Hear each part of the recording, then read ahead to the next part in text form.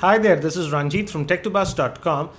Just a few days ago, I had reviewed this TP-Link router, and in that review, I had mentioned that this router can work with third-party firmware like DDWRT, and today we're going to install DDWRT on the same. And by installing a third-party firmware like DDWRT, you can make your ordinary router a super router because DDWRT offers a lot of additional functionality. And you can just go to the DDWRT site, it's dd-wrt.com. And here the first thing we need to do is click on this link, that's the router database. And here you need to enter the router model number. And for this router it is TLWR1043ND.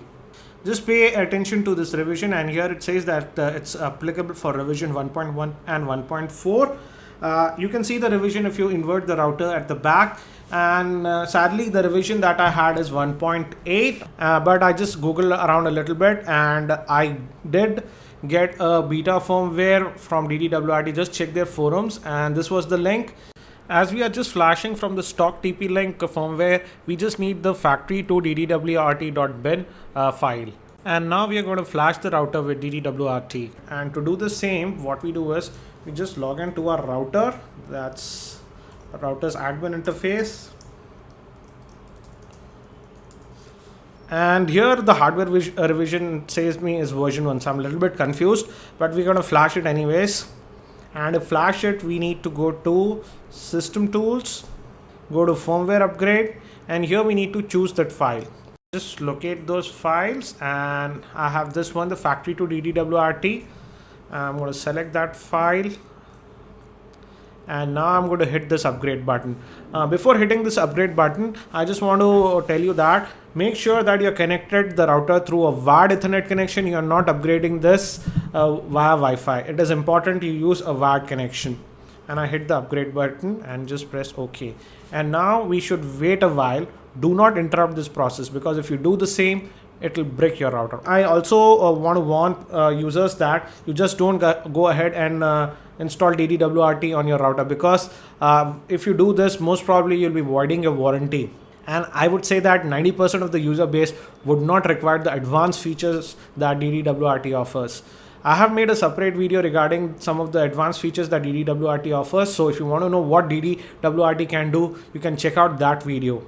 So now we are just going to wait till this it reboots the router, and hopefully we should be able to log into DDWRT. It says that the upgrade was successful, and now it's restarting the router.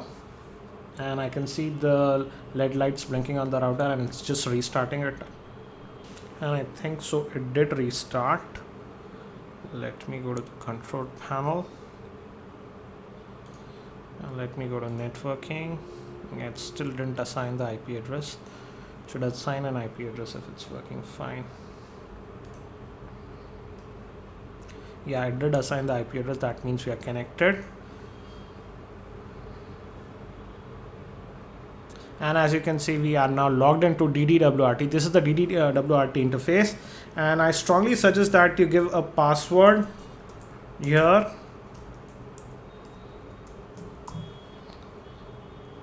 And hit the change password, and we are into DDWRT.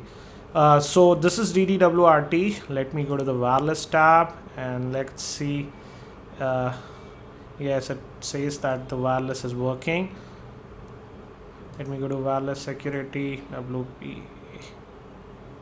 I'll select WPA2 personal, and it's always better to just go with AES. Let me check if we are connected to the net. Yes, we are connected to the net, so that is working. That's a nice thing. And let's go to the status tab, and here it gives us the model. It has correctly detected the model as TLWR1043ND, and also other things are shown correctly. And the good thing about this router is that it comes with 32 MB of RAM, so that's pretty nice. So it looks like that everything is working fine, and we have successfully flashed DDWRT on this router.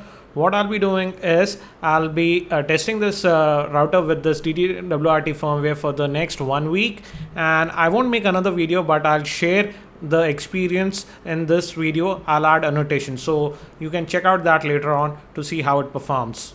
If you found this video helpful, I'll appreciate if you click on the like button given below. You can also subscribe to my channel by clicking on the subscribe button given above. That's it for now. This is Ranjit from tech2buzz.com, and I hope to see you in my next video.